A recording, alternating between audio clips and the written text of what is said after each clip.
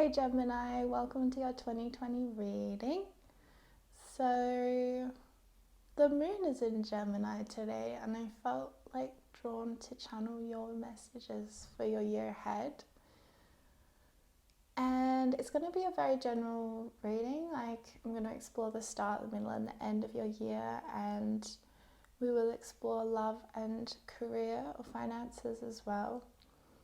But also keep in mind that this is a general reading. Some of the messages aren't actually even meant for you because there's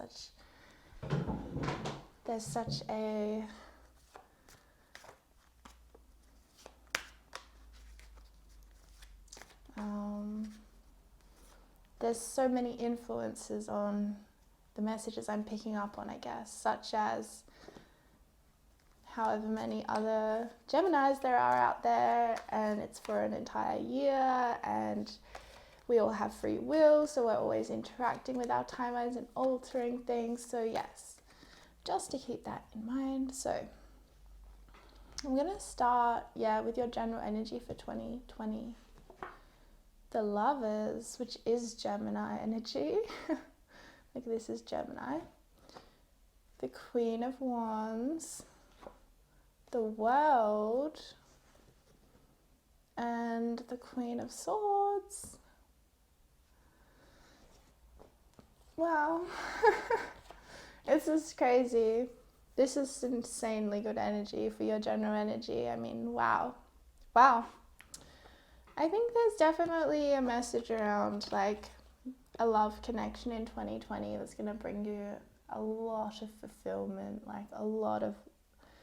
it's going to bring you the whole world. Like, to me, I read this as meeting the one. Also, a beautiful marriage within your own self of your creativity and your intellect, kind of like letting them fuel each other instead of being in competition with each other. And you're really finding in yourself your ability to say no, to be direct, to be assertive, to put forward your needs and to allow them to be met.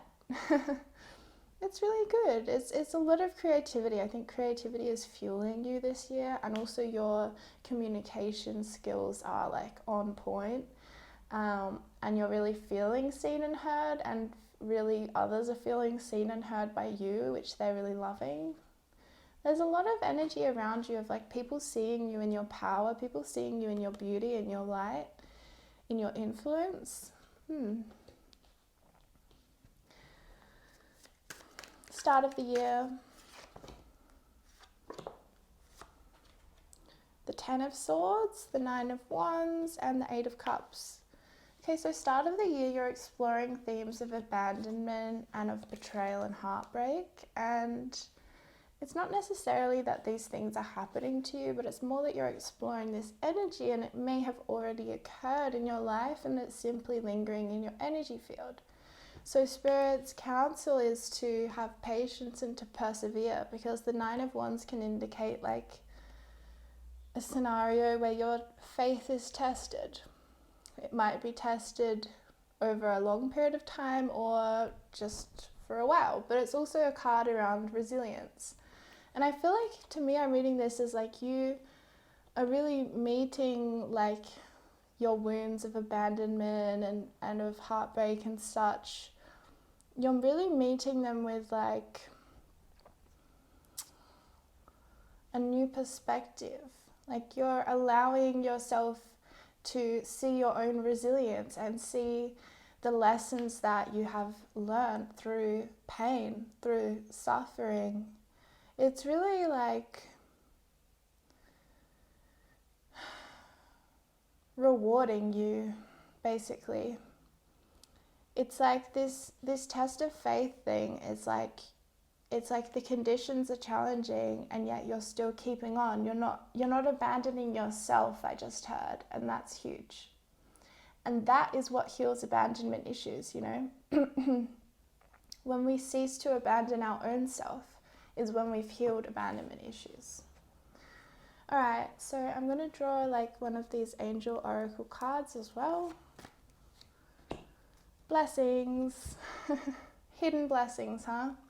For sure. Start of 2020, it may like knock you around a little bit with this 10 of Swords and this 8 of Cups, but it's a blessing. It's a hidden blessing or it's an obvious blessing. But either way, you know, with this 9 of Wands energy will carry you through, and you'll see it for what it is. You'll see it from the highest perspective. You'll see it as a resilient, you'll see your own resilience in the situation, and yeah, you're going to take meaning from it. You're going to find the blessing hidden in there. Okay, so this is the middle of your year. Justice, the Queen of Wands, and the Empress. Bounce back. Justice, yeah, so you handled your situation in the start of the year, or you handled yourself in a fair and just manner. It's very like, now we have this king energy as well, which is nice because there were two queens, the Queen of Wands and the Queen of Swords for your general energy, and then middle of the year you're in this King of Wands energy. So you're more in your authority by the middle of the year. You're more in your own personal power, like you're feeling really good about yourself with this Empress card. You're feeling like sexy and alive. You're feeling like you are knowing your own worth, knowing your value, feeling very valuable. You're feeling so good about yourself by middle of the year. Yeah, and you're feeling like, it's like I'm reading this as like you're blessing every decision you ever made because it's taken you to this point. Because this King of Wands is like, he is truth, he is authority, but he is passion, he is fire, he is romance. Like it's a romantic energy too, like a sexy energy. Let's do an oracle card around it. Ooh. Focus. I'm reading this as you find your focus. You find your focus point, and I think it's you, honestly. I think it's you, Gemini. And that is what justice is going to feel like for you when you focus on yourself. It's like you finally like just see yourself as this Empress and this King of Wands, like this badass, this desirable, like almost irresistible beauty. It's nice. End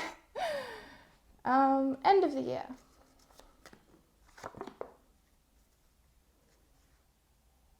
Okay. It's more than I wanted, but okay. The King of Wands. I'm just going to put these up here so I can have more room. The Knight of Swords. Did I just say the King of Wands? The Knight of Swords. The Sun. The Seven of Pentacles. The Nine of Pentacles. The Six of Pentacles. And the Two of Cups. Definitely could be a Leo, but you're finding union in 2020, but certainly by the end of 2020. But your general energy for the year was the Lovers, as you know. So yeah, some kind of like partnership, a lot of mutual attraction. It could be with a Leo with the Sun card, or this could simply mean that the connection is one of truth, it's one of authenticity, and it's one of purpose and meaning. You know, it's going to add a lot of value and meaning to your life, and it's going to be one that is, shining that spiritual light. I don't know, like it's one of light, I guess, is how I would say. So it's a spiritual connection. There's this energy as well by the end of the year where you're getting really generous with yourself. And like generous with how you're investing in yourself, investing in your savings account, but also in perhaps any like healings or any other things that you need. That it's just like this real generosity, but in a very like investing in the right things, you know, being discerning about where you're putting your time and money, but also still putting it out there. Nine of Pentacles, again, you're feeling good about yourself, you're feeling beautiful, you're feeling valuable, you're really nourishing yourself, you're looking after yourself from a place of love, you're recognizing your beauty and your divinity, you're letting that in, you're receiving that from others, and you're staying grounded. You are a little bit restless at times because you have so much inspiration. It's like your creativity is overflowing this entire year for you. And so at times with this Knight of Swords, you get a little bit frustrated because you want everything to happen now. You know, that urgency, like now. I want it now. So yeah, Spirit's saying like keep investing, whatever. If it's investing in a job, investing in your own looks or your own habits, your own daily routine, just to stay consistent with it, Gemini. And what about for the end of the year? Body care. Wow, yes. Investing in your self-care, definitely. You will be really looking after your body and really loving your body. Now, we need to look into love a little bit. Divine passion. Be honest with yourself. What is your heart's true desire? Look, to be honest, like with these 3 cards and the Empress, it's like, this could also be a Taurus, by the way. Libra, Taurus, Libra, Leo, possibly a Capricorn influence, or a Gemini, another Gemini that you could be partnering with. But basically it's going to be, your love situation is going to be one that is both loving and yet passionate, fiery, sexy, you know. It's balanced in the passion and in the love. It's not too heavy and weighed down in the gooey, you know, like the, what's the word? I don't know what the word is now. It's completely left my mind. Oh well. But yeah, it's still enough fire in there to keep things fresh, basically. And we'll just pull like one more about love. I'm going to split the deck. Enchanted Forest, mystery, magic, and excitement. Nice, yeah. See, this is the thing. It's like a very fresh energy in your love life. Like, it doesn't mean you can't be with someone you're with right now, but it's more like there's a renewal happening in that love connection, or it's someone new, and it's like there's still mystery to them. You're still like excited to get to know them and find out what they're all about, you know. Yeah, and it's bringing you a lot of sort of like fulfillment. Yeah. All right, and then one more about career stuff, please. Spirit, just a word about Gemini's career for 2020. Manifestation. You are a powerful manifester and you can create the life you wish to live. That's Spirit's final message for you. Thank you so much, Gemini. Yeah, thanks for spending time with me today and watching this reading. I appreciate your support on my channel, so I'll see you soon. Bye.